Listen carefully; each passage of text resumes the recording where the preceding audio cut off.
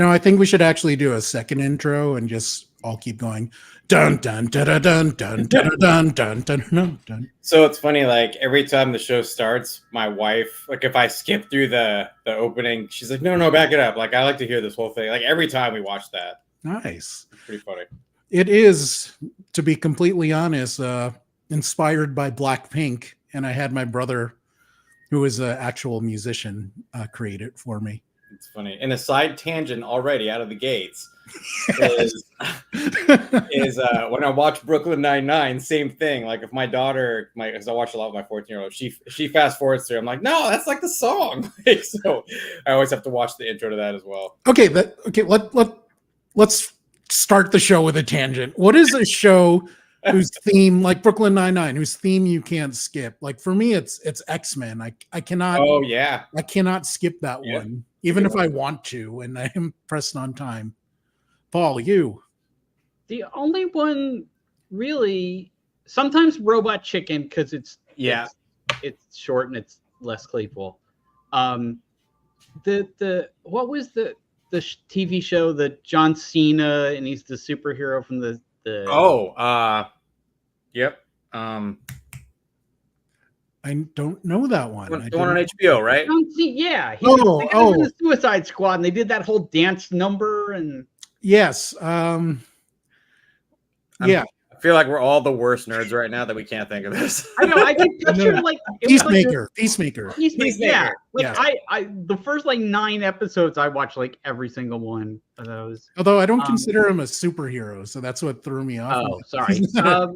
He's like the Batman animated theme. Oh, yeah. That was a good one. Sometimes like some of the Star Trek ones are good. Mac, any others aside from Brooklyn Nine-Nine, which also is on my list? No, I think those are the ones that just stand out in like this, and again, the House of the Dragon, like in Game of Thrones, like those two just stand out as the immediate. And also, and a good note takes us back to the topic of today. Yes. Hey, everyone, you're watching RPadTV, and today's episode, obviously, is about House of the Dragon Season 2. Joined by 2 excellent people and excellent friends. Up on your top left is Mac Marshall, longtime video game PR executive. I'm just going to call you an executive because I like that word. Be sure to tell the people that pay me. Yes. Yeah, he's an executive. Where's his corporate car and private jet? Package, a security dude. Like. And up in the top right is longtime video game journalist Paul Semel, who's throwing up the devil sign or a dragon head, technically. Oh, dragon heads, yes. Paul, you had a prop. What were you playing with? Oh, yeah. It's technically a Dungeons and Dragons thing, but it's a dragon. Dragon I have. So yes, I do have like a little toy of the I can't think of anything today. The throne. The Iron Throne. Now I feel like we all need to have a toy for whatever the next one is, just to. Oh, not the next one. After that, you'll find out why. Oh. Yeah. Does your dragon have a name, Paul? Dice holder. I thought you were going to say dice hole. That's just mean. Let's just call him.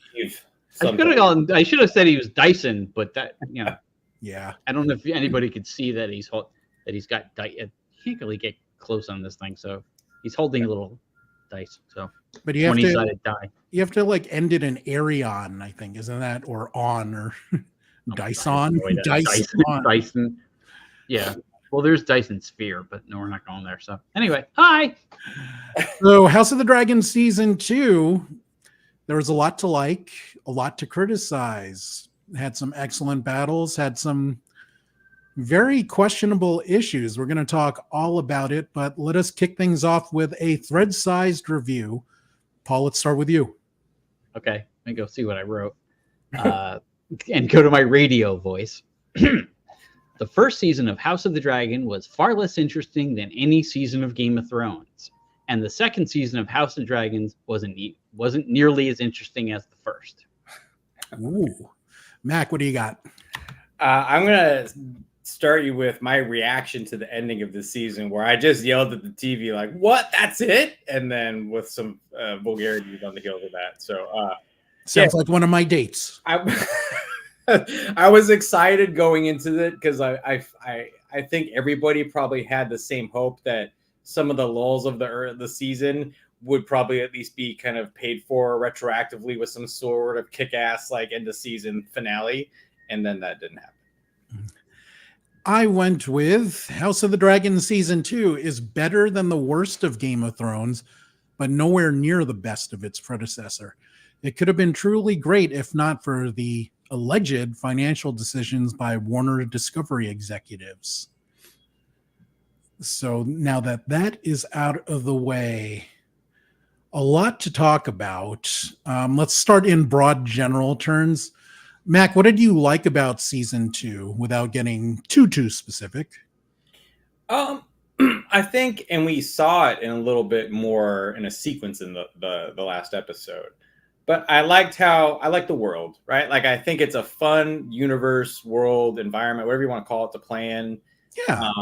I think, especially with just the inclusion of obviously House of the Dragon, like much more live dragons than like the ones that we got from Game of Thrones, which didn't really kind of matter until the end. Yeah. I like that there is this presence of them in the season. And I think part of that is a big hook for me, wanting to kind of just still, no matter what happens, just kind of still wait and see what happens. Paul, how about you? For me, it was kind of the same thing. Like, the best parts of this season were all the stuff with the dragons and the fights and whatnot. And somebody else actually wrote an article, I don't remember who, and they said that they do dragons much better because all the dragons like are kind of unique looking and they have their own personalities, whereas the dragons in Game of Thrones, like, they were sort of interchangeable, like, you know what I mean, like, but this person kind of went almost boy band with it and was like, this dragon is the shy one, and this is like the perky one, and this is the moody one. And I'm like, yeah, okay, that's a bit much, but like, I get your point. So yeah, so you like that they all had personalities. Yeah, like the all the stuff with like the dragon fights and that whole thing where like these people are like, oh man, I'm gonna like ride the dragon. Oh god, I'm burning. Like, all that stuff was. I will say one other kind of on that note too. Yeah.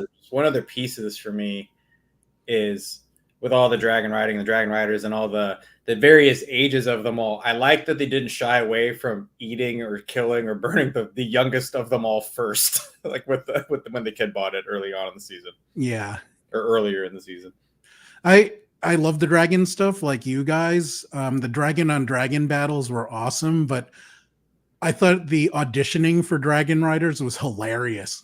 Like all these people like, yes, I will try to ride. Oh, I'm dead. Well, I thought that was interesting too. Like, maybe it would have made maybe a little more sense if there was like a procession of trying like one at a time. But like, you throw 40 people in front of any animal and they're all like, oh, I'm going to get on it and ride it. Like, I think the dragon was in their right to just burn everybody at once. Yeah. They're like, who the hell's this guy? Although if you notice, it seemed to like, I don't know, like take care not to burn the people that like could have ridden that it knew. Yeah, had a sixth sense. And the people it knew, like it like, I don't know, the guy who looks like Thor, like they very clearly avoided throwing any flame on him because his hair was beautiful though. I mean, I wouldn't risk it either. Yeah. Although I kind of wish they had burned that other guy who's kind of crass and the bard guy. He's a bard, right? Like he's he's just drunk tail tip. Yeah, he's just an idiot. Yeah. Like I'm waiting. There was a part in they're having dinner and he's being kind of a dick. There was a part where it's just like someone is just gonna like take out a sword and cut his head off. Like I was just like, yeah, we're not putting up with this shit. At least a finger, right? But then on the other hand, you had Hugh Hammer, who basically got a dragon by telling it, fuck you. I'm like, oh, that's all it takes? Is that the Milli Vanilli looking dude? No. Hugh Hammer's the blonde guy. The one with the big guy with the the Thor guy. Yeah. So we'll just call him Thor just so everybody knows. Well, there's Thor, Milli Vanilli, and the Dick. So okay. That is What a good band name. Ulf, Adam, and you. You Hammer is a great name for a male porn star, by the way. Yeah. If not already. Like So Johan said Finding Dragon Riders should have at least crossed 2 episodes. I would love 2 episodes of people auditioning to ride dragons and getting roasted, because it's fun. Or trying and failing. Like Yes. the dragon's like, you know what, you're not good enough. Next. Like Yeah. it just like drops him. It's like when I watch Olympic gymnastics or ice skating, mostly to see when they fall, because that's like the funniest part. This would have been like that, but they die. So it's even better. That's kind of messed up. So there were a lot of issues with season 2. What was the biggest one for you, Paul? Okay. This is kind of true for Game of Thrones too, but not as bad. The biggest problem that I have with this series is the political infighting is never as interesting as they think it is. And it was fine in Game of Thrones because there was all this other stuff that was happening. There was all these fights and there was all this fantasy elements and whatnot. And there's not nearly as much of that in House of the Dragon. In fact, like when Succession started, somebody said, "Oh, it's like Game of Thrones without the dragons," which wasn't really true, because it was like Game of Thrones without the dragons and the witches and the zombies and this and that and all the other fantasy elements and the the battles and stuff. To me, House of the Dragon is Succession with dragons, and that's not enough. Like, okay. I found a lot of the infighting to be. This also goes back. I hate to say this. This also kind of goes back to like a lot of things I've been feeling lately about Donald Trump and other shows where like a lot of political infighting when is like, I find it really tedious and tiresome and like stupid. Like there's a point where you're just like, you know what? If I could just get these 3 people in a room together and have them talk it out, this would be over. Right. You know, but of course then the show would be like 1 episode and, you know, right. Right. So and in the real world, the news tries to extend all these controversies because it gets people to tune in, even though like there was one day where a network that rhymes with ox was talking about how Kamala Harris doesn't like plastic straws, which is such a stupid non-issue. Who gives a shit? Like, yeah, I don't like paper straws either, but I don't care enough to, to vote on it as an issue. They're grasping at straws. Yes, they are. Looking for things. Ray, so mute him. Mac, what major issues did you have with season 2? I think the biggest like overarching issue to me is the buildup toward no payoff. Yeah. Right. Like, and I think whether you look at that as just the last season finale episode of season 2, or even just kind of stretching across the whole of the series and kind of going off what Paul says, there's a lot of just over explaining and just like they've made their point with some of the, whether it's the more political things they're trying to do in the show, or just kind of going back to like all of the behind closed doors talks and whispers and secrets that happen to get to where it's like, okay, we know, like we got it, but like at the sacrifice of, like we said, when the action is there, it's great, but it just like, it hasn't been enough action in, again, the series, the episodes. It just hasn't been enough. I think the idea of it was they thought it was enough to kind of keep you wanting till the end, and then you get to the end, you're like, but nothing happened. So it's just that was it. Just the delivery, the non-delivery at the end. My issue is related to what you're saying, so I agree with that point for sure. But the pacing and the choices and the time they devoted to different story arcs just didn't work for me. It didn't hit. Like they had Rhaena up north looking for Sheep Stealer, and like, oh, I'm going to abandon the task and the family that I was, supposed to take care of and find this random dragon. And it doesn't. She went on a Hobbit's journey to go find that dragon. So, Thailand, when he was recruiting the those pirate people, the mud wrestling scene was like, I gotta be honest, was laughably bad. I like that whole side quest, but not for a finale. Like, why Yeah. put it there? A lot of people, and we're going to talk about this more later, they didn't like how much time Daemon spent in Harrenhal. There's a lot. Rhaenyra and Missaria, they spent a lot of time on her porch of pensiveness and plotting. You know what's interesting too? They made out and then nothing. Yes. Yeah. You know what's interesting about all that too, though, is with the amount of time that we're saying like they spent on certain characters and certain storylines in this series. You know, you compare it to Game of Thrones, and I gotta say, like, even if I just think back to Game of Thrones, I cared about the characters in Game of Thrones far more than I care about the characters in House of the Dragon. Yeah. And I can't figure out why, because they are trying to give you, it's like the backstory they're giving them just isn't kind of ticking the boxes for me, I guess. No, completely agree. Like, Rhaena is a great example of that. Like, why do I care that she's sad that she doesn't have her own dragon and is being sent off to Pentos? I know nothing about her, but you're devoting all this screen time to her. So it's just odd choices. But let's move on to something more positive. Mac, who is your favorite actor in season 2? Oh, that's tough. Favorite actor from season 2. I still I don't know. It's a tough one. It's torn between what's his name? Who was at Harrenhal? I'm just drawing a blank all of a sudden. Daemon. Yeah, Daemon, like, mostly because it's Matt Smith. He's awesome. I liked his redemption. I think at the end, I liked him finding whatever the path forward is after touching the tree.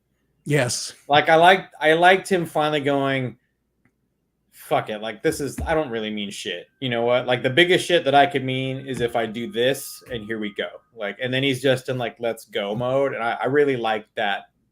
Like, that made him more likable to me. And it also doesn't take away from the fact that, you know, that when he does go into battle, he's going to fuck some things up. Yeah. And that's very different from the book, where in the show, they establish him as a hero type figure at the end, which totally surprised me and made me more interested in, like, whoa, where are they going with this? Right. Paul, before I get to your favorite actor, let's get to this comment. Johan correctly says they're giving Nettle's storyline to Rhaena to make her more involved in the show. Yes, that is correct.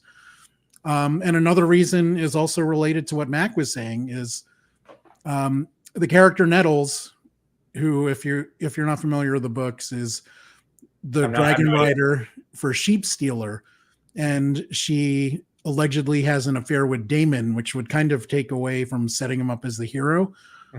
So maybe that's one of the reasons they didn't include Nettles. I think Nettles is a kick-ass character, so I was disappointed. But now I kind of see, if they're setting up Daemon as a more heroic figure, then maybe Nettles doesn't make sense for that. Paul, your favorite actor? I'm going to go with Emma Darcy, I think it's pronounced. Yes. I wasn't big on them in the first season, largely I think unfairly, because I really liked Millie Alcott in that role, and then when they switched, I was like, oh, really? But I think Emma really came into their own this season. They really, like, they seem to just, I mean, they're good acting, but I don't know, there was something about watching them this season. They were a lot more interesting. They seemed a lot more like, they had better material for her. Yeah. That's a good point. They did have better material this time around, and so I found their parts to be a lot more interesting than the corresponding parts they had in the previous season. I'm going to go with Tom Glencarney, who played Aegon. I loved, the reluctant king. He's a total ass. He still bullies his brother.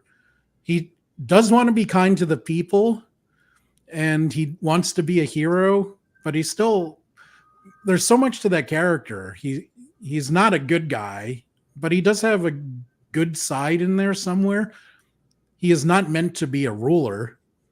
He's still mean. He still likes to get drunk, and he'll break rules. He's still a piece of shit, like at heart. Yeah, right? Like, but he's not as bad as that annoying kid in Game of Thrones. Oh, Joffrey? Yeah, for sure. Joffrey was like hateable. Joffrey was hateable, like a lot. No, definitely so. But that scene where he's hanging out with his friends and he's like, lounging on the Iron Throne, that's like something I could picture any of us doing. Like, what should they call me? Like Paul the Magnificent or something, But also to that point though, like just as we're talking about the other dragon rider, the guy who's kind of rude with his feet up at the dinner table, I could also see any of us doing the same thing as that. Ulf, yes, because we are lowborn, we are not royals. Yes. Yeah. I would know better than to do that. I would do it on purpose just for fun, just because my feet hurt. Paul, were there any characters you wanted to see more of in season 2 that you were disappointed you didn't get more scenes with them? There was Lohar, I think it's pronounced, the sea captain towards the end. I was like, wait, why are you now introducing this character? Like, why weren't they in it like earlier? Because they reminded me kind of Brienne of Tarth. Yes.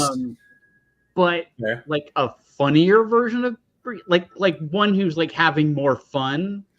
Like when they get into that mud, they're in the mud fight, and then they're like tonight we feast on the flesh of our enemies, and then just watch that guy's reaction. Like I was like, okay, that's a really obvious joke, but like it still worked. And so I wanted to see more of them in the show. And I think we will see more of them in season 3. I think that's so interesting about that character. That character is actually male in the book. The actor was a pretty prominent YouTuber. I forget, it was something philosophy was the name of their channel. Right. And that's why they had that question with philosophy in it. Haha, funny. And they're legit 6'1". So yeah, it's almost like a cross of Brienne of Tarth and Yara Greyjoy with pirating and drunkenness and fun and all that. Yeah. How about you, Mac? Was there anyone you wanted to see more of? Well, there was, and I don't know if I should have wanted to see more of it or not. And I think this is because I don't know what happened to him. But at the end, they just there's a clip of like Sir Otto Hightower in like a cage. Yes, I don't know. Yeah. Like what happened to him? Because in my head, I don't remember him being captured or imprisoned or sent to like anything like that. I just remember him kind of more being like dismissed. Like, you're dismissed. You get the fuck out of here. Like, you don't help me anymore. Like, ex-hand. And I figured he would have been somewhere doing something cool. And just given how, he's supposed to be like, historically, like, pretty like holds like, good with his men. And he's like, probably like, you expect him to show up in a fight or a battle or something. And all we got was just him in a cage. And you're like, oh, where did that come from? So I kind of wanted to see what happened with him. Also, mostly just because I also like the actor who plays him. Rest of the fans. Oh, of course. I'm definitely saying his name wrong, but no, Rhys Ifans. Yeah. I mean, since Notting Hill, I've loved that actor. Wasn't he also the kicker in The Replacement? Yes, he was. Yeah, which with the guy was smoking while he was kicking. I thought. And he was the lizard in, was it the second Spider-Man with Andrew Garfield? And he was in the third. Oh, right, and No Way Home as well. Carlos said he wanted to see more of Alice T, who I think is Mr. T's sister. He meant Alicent, of course. Or maybe he wanted to see more of her feet because he's freaky like Laris. It's like, I mean, I'm gonna go with a stupid guy answer and say I wanted to see more of Mizaria because I think Sonia Mizuno is beautiful and I love her. There's something about Asian women with British accents that I really love. Although her accent in the show is kind of stupid, not as bad as it was in season 1, but she has that weird like accent from somewhere in Pentos. Right. And it's just kind of weird and off-putting. I'm kind of glad she toned it down in season 2. But yeah, I love that actor. A lot of people know her from Crazy Rich Asians. I never saw that actually. She is a ballerina, so she's flexible. So my imagination like goes in places. And I will stop there before I say something. And now we're canceled. Balance beam. That's what you were going to Yes. say. So next, guys, I want to talk about favorite battles. We talked about how much time Daemon spent on Harrenhal. And we got to talk about the finale, because that is the big problem that many people had with that. But before we get to all that, I just want to remind everyone, guys, if you can please throw up a like, subscribe, leave comments. That really helps us make more videos like this. If you really want to help out the channel, pick up some RPadTV merch available on Amazon stores around the world. If you want direct links, you can go to rpad.tv/merch. We have some cool t-shirts, hoodies, sweatshirts, bags, phone cases, pop sockets, and more. So if you want to help us out, please check that stuff out. Now back to our show, because not that I went anywhere. So there were not as many battles as we were hoping for, but there were still some pretty big ones. What was your favorite battle in season 2, Paul? I would say the Menage a Trois. Yeah, that was a fun one. The mental battle, like you know, you had the two brothers and their cousin and or aunt. I don't know. I can't keep these people straight anymore. It's like following the Kardashians or something. But yeah, that three-way was pretty cool, especially because it came at a time when so much of that episode, the previous episodes, and was all just like the talking and the politics. And I was like, right. I was actually at a point then where I was like, do I really want to keep going with this? Especially because I didn't know at the time that they were only doing 4 seasons. I thought maybe they were going to go for 10 or more. And I was like, I may have to bow out of this. And then like you get to that fight and I'm like, all right, I'll stick through it through the end of the season and we'll see what happens. So for people not familiar with Paul's highly sexualized speech, he is talking about the Battle of Rook's Rest, of course, which had a lot of dragony, actiony, awesome stuff. Mac, what about you? Which battle did you like most? For me, this is a weird one, but like I kind of liked.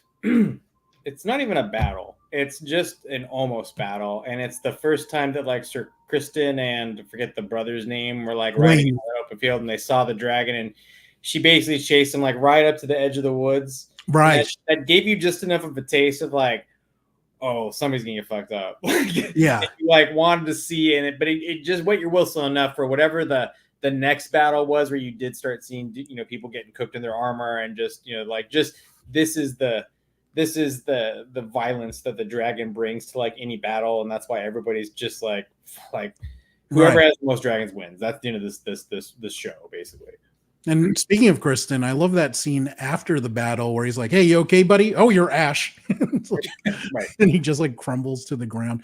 I'm going to go off on a semi-tangent before I get to my favorite battle, but we mentioned Joffrey earlier, and a lot of fans, especially on Reddit, the guy they hate most in this show seems to be Kristen Cole. Yeah, I was going to say I don't like him. But he's getting like heat on social media. Not as bad as Joffrey did, where, it was tough for him to go out as a person. But yeah, people are hating on Kristen Cole. But if you watch interviews with the guy, he just seems like a goofy, fun dude. And I've never actually seen him do anything outside of the show, so I should probably go look into that. Yeah, I haven't either, but I've watched clips of his press interviews. Has he done his episode of Hot Ones yet? Because that was I get it. I'd be watching that. I don't know if they have so many loaded actors that I don't know if he got a chance at that. But yeah, the actor's name is Fabian Frankel. Fantastic one. No semis allowed, only full. Okay. Whoa, Carlos. No semis. I'm going to have to agree with Paul and say Rook's Rest was an incredible battle. Partially because we got to see what it's like to see experienced dragons fight, touching on a point he made earlier. And we got to see how big Vhagar is compared to the other dragons. But also, Eve Best, I think, is a fantastic actor. And she played Rhaenys. And watching her die, some of her subtle facial acting, I thought was fantastic. Like where she's flying home, but she's like, shit, I gotta at least try to hurt Vhagar and soften him up. And she knows she's gonna die. Yeah, she knew going into that battle she wasn't gonna win. Yeah. Or she was, at the very least, she knew she wasn't coming back. Yes. And yeah, even before she flies off, you know, she talks to her dragon, once more into battle, old girl. And I mean, she's a tremendous actor. I love her vibe with Steve Toussaint, who plays Corlys, her on-screen husband. Yep. But they're also kind of like the elder statesman of the cast. So they're often paired together on press tours. So it's kind of fun watching them together because they're like two theater nerds that are still kind of like high school theater nerds, but they're older. Yeah, right. And just watching how they vibe with each other is really fun. They have a cool vibe. Let's take a trip to Harrenhal, where Daemon, played by Matt Smith, who is arguably the most famous actor in the cast, spent like 6 episodes tripping balls. I don't know. A lot of fans had hated his arc, but as Max says, the end of it, very surprising and very cool.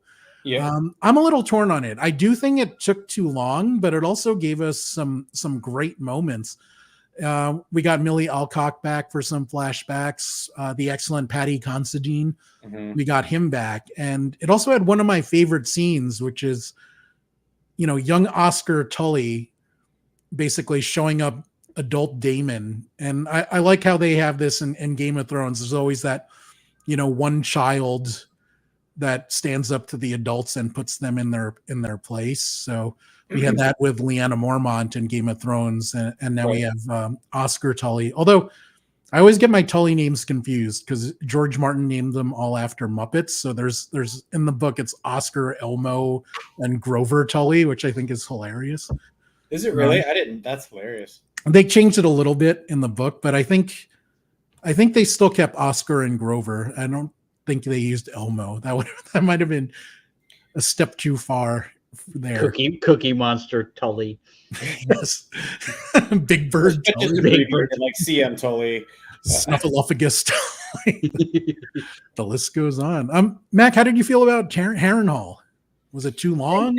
Just, you know, when again you go back to, I think, the overall feeling, and then everything's 2020 in hindsight, right? So you just go, man, I wish they wouldn't have spent so much time there and would have spent so much time on anything else, right? And that could have been a battle. That could have been more character development. That could have been a variety of different things. So again, I think, you know, you were, I think you said it earlier, right? It's just like they're focusing on making points, and they've made them, and they're just kind of, you know, poking the bear at this point, kicking a dead horse, whatever you want to say. It's just like, okay, we get it, move on. Like we're here, we're all here for a reason when we watch this show, right? It's either to see like crazy over the top battles, or, you know, whatever borderline pornographic nudity is going to happen in the show. But although like, not a ton of nudity compared to Game of Thrones. No, not really at all. But just that was what kind of set Game of Thrones apart, right? Like when it came out, and like that's, you know, if we're not going to get more, that's fine. But like the battles have to be there, right? The intent, and that just, you know, it hasn't been there yet. And I guess that's all of what season 3 will be. Carlos offers Telly. That's a great one. I love that. Paul, did you enjoy watching Daemon be high and go on a mushroom trip in Harrenhal for 6 episodes? I agree with you guys. Like, it served a purpose, and I liked how it paid off, but I probably would have cut one of them. I would have felt the same if they did that. You know, yeah. And because I got the point after, I was like, okay, I kind of get, you know, but the thing is, like, I was, when they brought back like the other character, like the king and the, you know, the original version of the character, like I was like, oh, that's kind of cool. Like I did not expect to see like Millie Alcock back. I thought like, oh, she's gone, blah blah blah. Like when they brought her back, like I thought that was cool, and I loved one of my favorite moments in the first season when they started talking about a song of ice and fire, and like when they got to the point where he puts his hand on the tree and the sap starts like which is obviously an ayahuasca tree, and like he starts tripping balls and like he sees like all these things from Game of Thrones. I was like, cool. Okay, this is cool. Like this, why isn't it more of this? Like more of like this whole prophecy thing that's gonna like kind of pay off later. And that's the thing, right? You have all of those big moments like that at that season finale. Like you're like, oh yeah, they're finally gonna do it. He does the tree thing. You have a good Game of Thrones throwback. He goes, redeems himself, and then you're just like, yes, and then it's the credits. One of the things I did like is that Gail Rankin played the witch. I loved her in Glow, where she played Sheila the she-wolf. So it was nice to hear her. But in Glow, she had an American accent, and here she used her native Scottish accent. I'm like, whoa, I didn't know you sounded like Scrooge McDuck. Cool. She was cool. She's another character that I grew to like over the season. Side note, Raymond's kink is girls who sound like Scrooge McDuck. Oh my God. No. I was telling this story earlier, a few days ago, actually. Okay, I can use the tangent, Chiron. So I was in this press event in Scotland, in Edinburgh, for Rockstar Games. And at first I was just blown away by the city. I'm like, we're in a goddamn castle set. This is amazing. Like everything is old and beautiful. But then my friend and I went into Lush, which we didn't have in America at the time. If you don't know Lush, they sell like soaps and bath bombs, and they're made with great products, great ingredients, and they smell wonderful. But one of the girls working in Lush was this Chinese girl with a Scottish accent. And when she started speaking to us, we just like froze in her tracks. We were like, this is the hottest thing I've ever seen. Like we're in the Matrix, like seriously. Yeah. But yes, I am partial to Asian women with Scottish accents. Well, not just Scottish. Any accent. Yes, any English accent will do, especially if they're from Cheshire. That might be too big of a hint. Shouldn't have said that. So we're still on Daemon. Tripping balls in Harrenhal. Paul made up a great point that could have used one less story. Yeah. One of the things I didn't like is that it took their most famous actor away from the main cast and the other main characters. And nothing happened though. Like that's the thing. Like I know we say trip ball, but like they took him away, but there was never any big climax to his being away, until you get to him, going back to Rhaenyra. Right. Like it was just a boring, however many episodes he was at Harrenhal. Right. I mean, there was stuff in the small council meetings like, oh, what's Daemon up to? Someone better check on him. And they sent people over there. Yeah, quickly wanted to betray Rhaenyra. Who's the master of Harrenhal? Who was the chubbier guy? The Castellan, because he is not the Lord. That is Simon Strong. I like him also. He was cool. He's been a fun character just throughout since he showed up. Impeccable fashion. He was also really good at giving looks like, oh God. Yes, exactly. His facial expressions were fantastic. Like, I can't say anything, but Jesus fucking Christ. I love the casting for that though, right? Because it's just like everybody else is a warrior and a dragon and you're going to have a sword, you're going to be fighting. You're like, we just need you to look like really fashionable and then have a lot of like drama eyes. Like you play the caretaker. It's not your castle, but you got to take care of it. But you got to make sure it's clean. There was one scene that I liked in the finale where Daemon is talking to that guy that wanted to betray Rhaenyra, and he hears traitor in the background, and Daemon's like, "Yeah, this place does that shit. So don't worry about it." Like he accepted it. He's just this place will screw with your head. Yeah. Carlos brings up an excellent point. Are we not getting Aemond and witch romance now? Yes, I believe that is the case, Carlos, because in the book, Aemond actually sleeps with the witchy woman.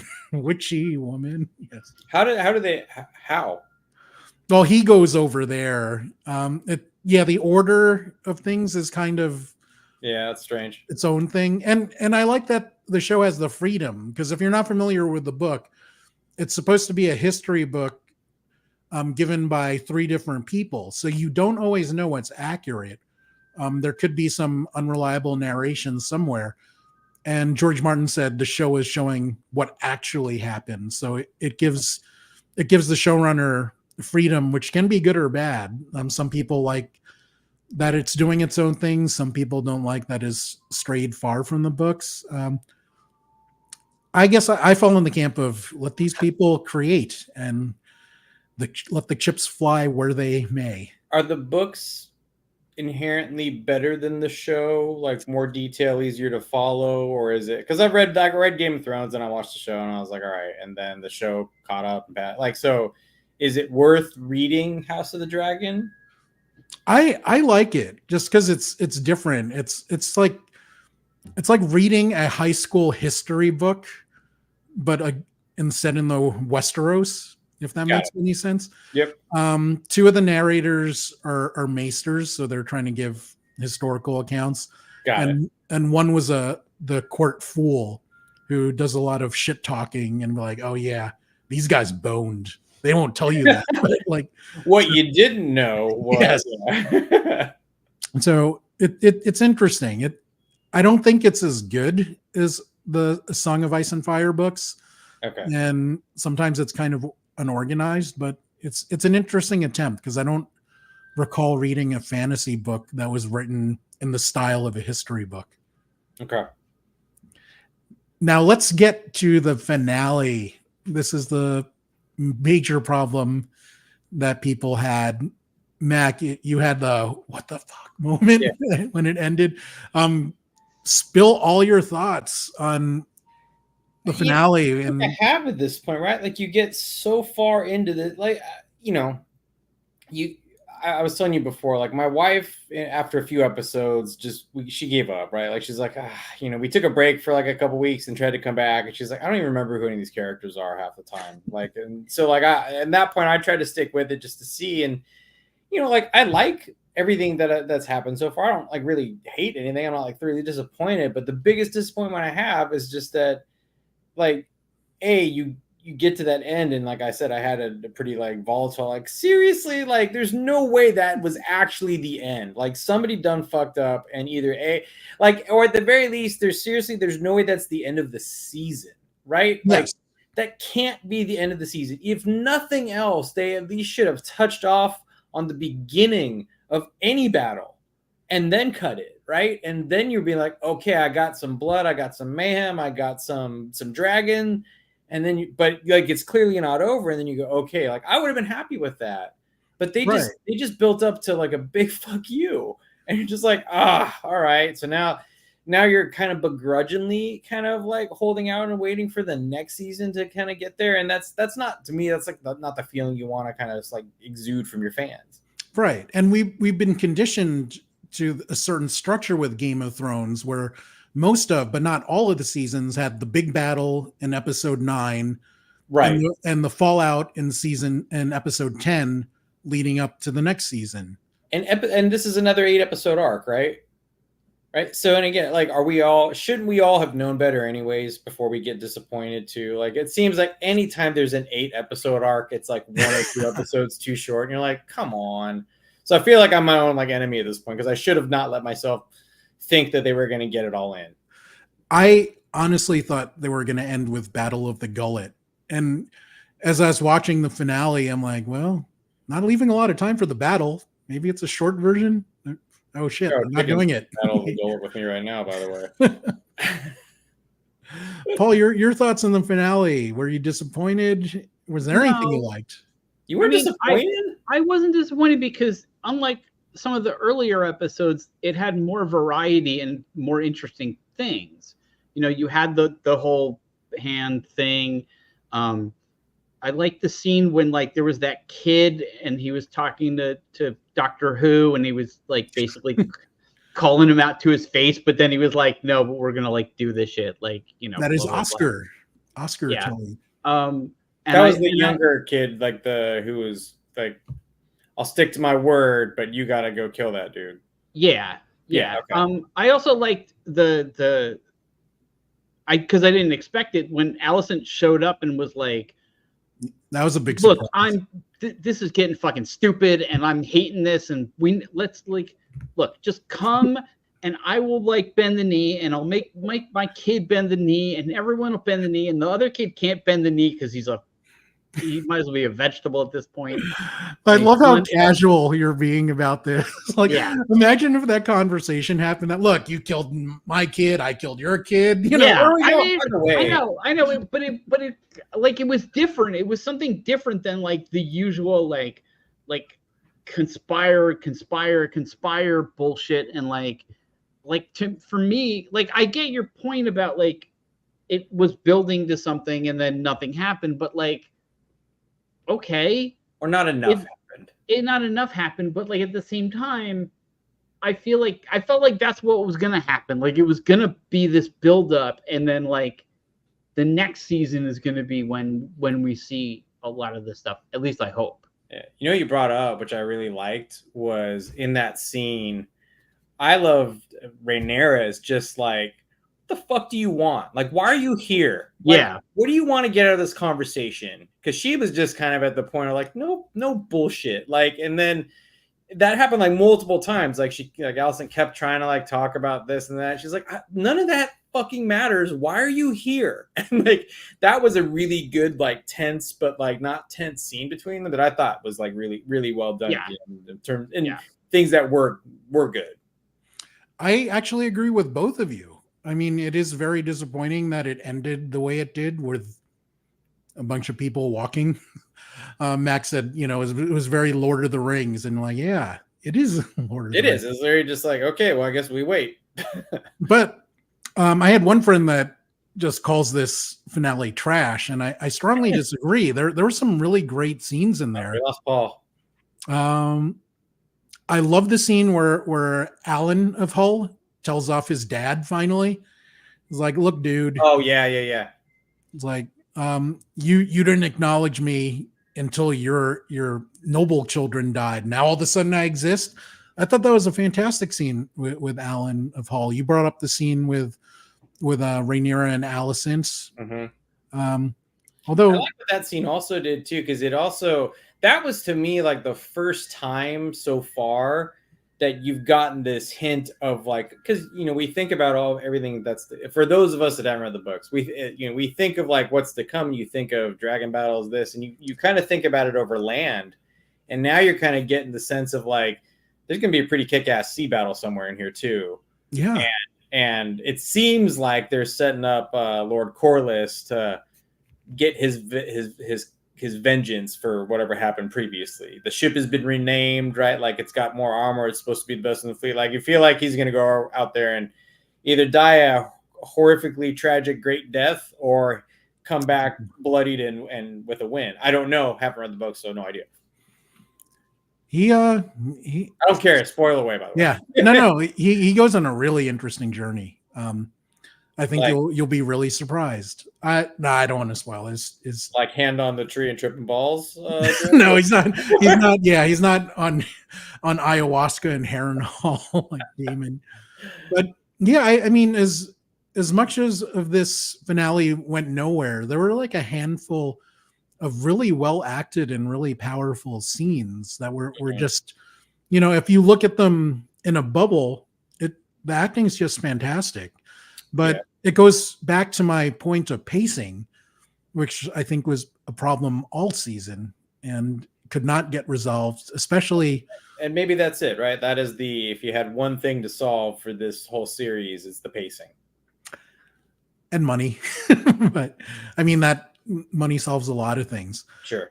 Carlos asked, with season 4 is the last, are we expecting 2-3 battles for season 3 with a couple of more in 4 before the series? Season 4. I mean, again, is season 4 confirmed as the last season? Well, the plan is for season 4. Viewership is still strong, so I can't imagine it'll be a major drop off. So I expect them. Well, they said that season 3 is definitely a go. Yeah. Season 4 has not been confirmed. But Yeah. But the people doing the show have said season 4 is the last, and they've already announced another spin-off. Well, that's next year, A Night of the Seven Kingdoms. Yeah, which is that goes set in between the two shows. So. And that is the Duncan Egg Tales from the novellas, which I'm really looking forward to that, because that is a much, much smaller story than what we had in Game of Thrones and House of the Dragon. So that should be fun and different. Yeah, I'm waiting for the animated sitcom called The Dragons, and it's just about their day-to-day lives that we don't see. I like it. I'm waiting for like dragon babies. Right, Muppet Babies, but all dragons. Yeah. Or that idea I pitched to Ted Price, which was totally originally my idea, of having a Spyro the Dragon game with Tyrion writing him. That Ted Price never took me up on that, as much of a genius idea that was. But to address Carlos's question, I don't know. There are a lot of major battles left. I would say at least 4 really big ones, and I don't know how they're going to cram it all in. Obviously, season 3 has to start with Battle of the Gullet. Otherwise, these people I have to go get the books. Yeah, I think it's worth it. I mean, I'll fly to Germany for Gamescom, so I think if nothing else, it's brain plane fodder for me. Yeah, definitely. I don't know, like I don't understand the decision making for season 2, because it just gave them more problems for seasons 3 and 4. I don't know how they're going to do it, but there are at least 4 major battles left, Carlos. So don't know. So let's talk about the potential solution, or what would have made this season great. Season 1 had 10 episodes. Allegedly, season 2 was slated for 10 episodes, but then they got cut, allegedly. Yesterday, there was a report that Warner Discovery overvalued their company by $9 billion, which I'm like, that's a little number. Yeah, like your accountants suck, man. So we've seen this behavior from the company. The CEO, Zaslav, he shit-canned Batgirl, and I will never forgive him for killing that movie. They're cutting episodes left and right from other things. My friend brought up, you're not able to watch Westworld anymore. I don't know. I don't watch the show, so I don't know about all that. So they're making all these budget cuts. They're being cheap because apparently they overvalued themselves by $9 billion. But do you think 2 episodes would have made a difference for this season's quality, Paul? Okay. I think that if they had been in the middle and they'd been more of the same, more of the politics, more of the tripping balls, then no. But in this conversation, something dawned on me. There were a lot of times when people made reference to battles, but we didn't see them. Right. And if they had taken those 2 episodes, spread out the stuff in the middle 6, and added in these battles so we got to see them, that would have made this season a lot more interesting.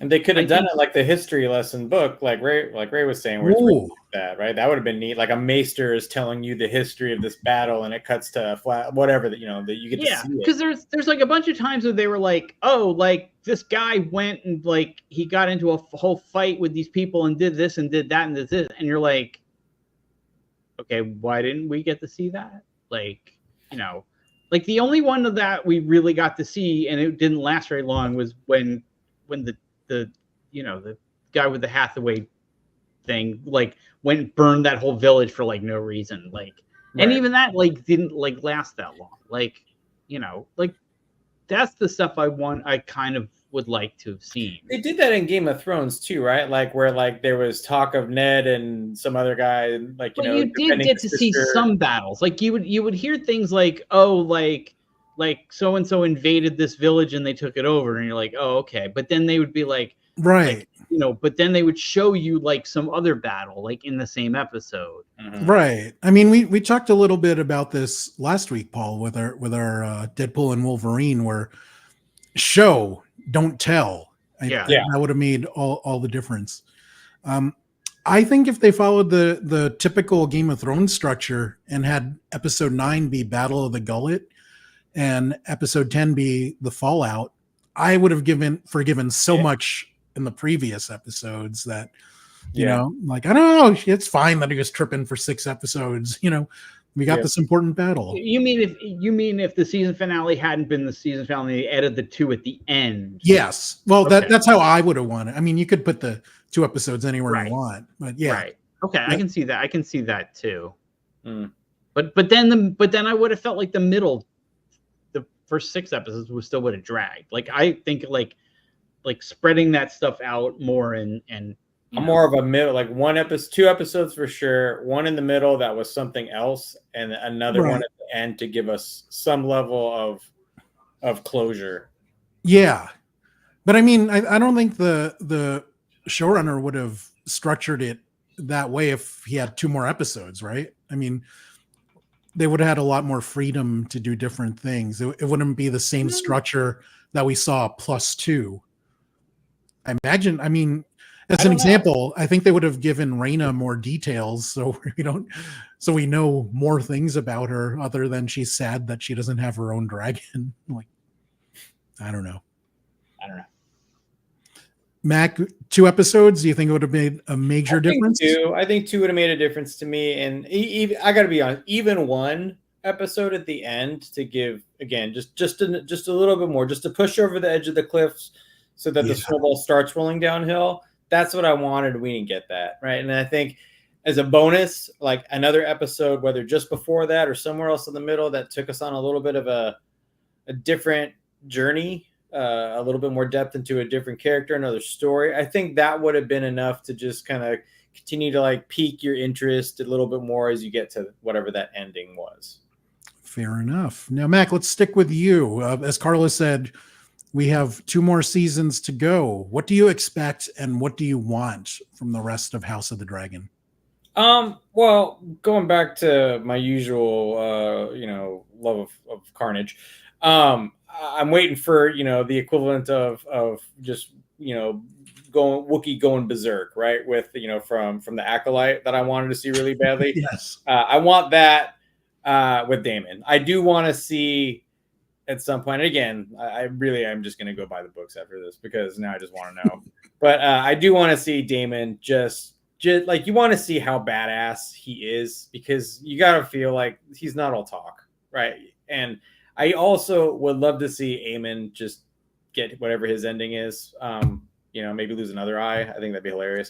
But there's lots of those things. I don't really care what happens to Alicent anymore, right? Like to me, like that story is almost played out.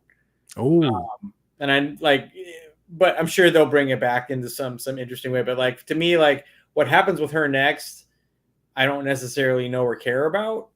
Whereas what happens with Rhaenyra next, I am like far more interested to see like where that story goes, because you kind of like, to me, not knowing what I don't know, like I feel like we're starting to see the kind of scales tip a little bit more in Rhaenyra's favor. Yeah, for sure. And for me, in my head, like that's where I've always wanted to see the story go. So that's what I'm looking for. I want to see like what happens with all that. Curious, who's Alicent's brother? Gawain. Well, I'm curious what's going to happen with him. He seems like an important character, but he also seems like a character that could like die tragically tomorrow in the show, and nobody would be like, "Oh, that was him. That was Gawain." So I'm curious to see what happens with him. Funny actor and other stuff. In the books, he doesn't have much of a role, but he's already done more than I thought he would here. Okay, so that's kind of like he seems like a strange, like almost forced in character, and like to me, not knowing what I don't know, it makes me wonder why. I did like that scene when he has the sword to Kristen's neck. So you're boning my sister. Was going to kill him after that. Like after he like kind of talked him into lowering his sword. I thought he was just like, well, shouldn't have put your sword down. And I thought he was going to stab him and just like, don't, how dare you stick your sword at my neck? That was actually my favorite scene in the finale. I just thought it was really interesting and powerful. And be like, it doesn't matter what us assholes in the ground are doing. They have dragons. Yeah, we're all fodder down here. What are you talking about? Like, so I think that was good. I don't think there's, again, I'm more excited now having heard you guys talk about stuff from the books, and like there's 4 more big battles. Like to me, I'm like, okay, like again, like that makes me more interested to see what happens. I wonder how many people that are really, really unhappy with the way season 2 ended are the people that read the book versus people who, like me, who have no kind of idea what happens next, and like I just feel like we kind of got let down, but I don't have any content. Right. For that. So this is a subsection of viewers, and it probably doesn't represent anything, but it does seem the people on Reddit, at least, that enjoyed the show were people who just watched the show, and the people who really didn't like it were the book readers. Isn't that always the case, though? Isn't that kind of like I am not in that category. Book and you're just like, all right, is it ever though? It usually is, but in this case, I like what they're trying to do. It doesn't always work. Okay. For what you've said about your expectations and wants, there are parts that will make you happy and parts that might not. Because this is the interesting thing. Sarah Hess, who I believe is the executive producer of this show, she is really high on keeping the focus on Rhaenyra and Alicent, which is not at all the case in the books. It's much more diverse in the book. Okay. But I mean, I guess they are the two actors that have gotten the most prominent roles, even though Matt Smith is the biggest star of the show. I don't know. So a lot of people that read the books don't like that she's doing that. And that is their biggest issue more than anything. But that, again, this is such a small percentage of a small percentage of viewers. So what reality is, I don't know. Paul, give me a reality check. What do you want from seasons 3 and 4? And what do you expect?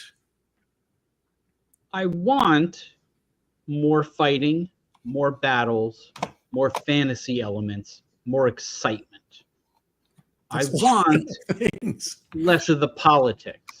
I don't expect that's what I will get.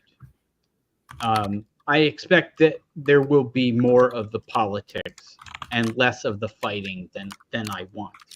I think a lot will also depend on what kind of budget they get for 3 and 4. If they have, I mean, this show is big. It's one of the biggest draws for HBO. They should have a decent budget. What if they get cut down to 6? That would be terrible. Out of curiosity, it depends on what they do with the 6. Out of curiosity, for Game of Thrones, did you like the action stuff more or the talkie more? With Game of Thrones, I didn't mind the talkie stuff because there was always all this other stuff. It's not that I dislike the politics. It's a better balance. It's a better balance. But then again, as I said, I've also gotten more sort of annoyed with pointless infighting because of what's been going on in the real world and whatnot. This is again off topic, but like I stopped watching The Walking Dead because you started to have characters who would make really stupid, selfish decisions and were just being idiots. And I was like, oh, I have to put up with this in the real world with Donald Trump. I don't want to watch this in a zombie apocalypse. So I think that has also colored my view of this thing. So, yeah. I am kind of in the minority, I think, of all viewers where I actually enjoy the talkie more. I love and appreciate the battles and especially the dragon stuff, which is just awesome. But, my favorite moments, let's use the finale as an example, were that scene with Kristen and Gawain and that other scene with Alan and Corlys. Like for me, those were the highlights of the episode and some of my favorite moments of the season in general. But I do understand that's not what most people want because dragons are awesome and cool and watching them blow shit up is cool. I think like you look at Game of Thrones and I'm just going to go back to like the OG original episode of Game of Thrones, right? Like out of the gate, you got this, we're in this cool fantasy kind of world. And then like it had such a good balance and mix of all the talkie behind the scenes stuff, and then it would cut the scene where a guy's getting stabbed through the eye socket in a fight. Yeah. Right? And then we cut to like another scene talkie, but like there was such a good back and forth, at least early on in the series, of like giving you enough what gore, violence, sex, just any of that stuff. Like they would throw it back and forth so easily, and it was really well done. Where I feel like this one is just kind of, the balance isn't quite the same, and there's completely agree with like a 60-40, 70-30 split to like that feeling, and it doesn't work out. Completely agree with you, Mac. Oh, also I want more nudity. Everybody wants more nudity. And it could be male or female. There are different viewers. Dig up my shirt now, right? Is that like... No, not on this show, guys. In House of the Dragon. Remember RPadTV 3000? Oh. Before it canceled itself. So I think that'll just about do it for House of the Dragon Season 2. Guys, please let us know what you thought of Season 2. Leave a comment. Drop us a line on Threads. Don't use X because that thing sucks.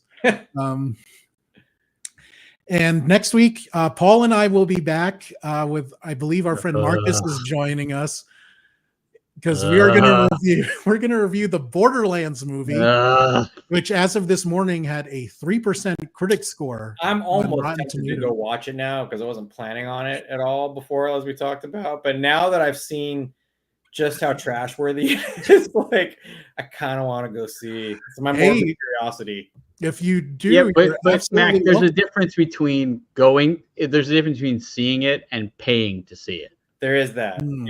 Yeah, I agree. Yeah, I mean, I have a movie pass. I wouldn't pay full price to see this. I think we do too. I have no idea. Actually, I got to go ask my wife.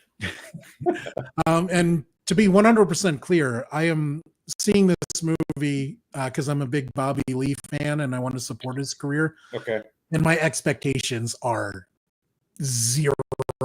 Like, I expect this to be one of the worst things ever committed to film. But hopefully it's not. I've been involved in a handful of movie-based video games in the past, and seemingly don't work out a lot. Like, it seems to just it's the fate of what it is.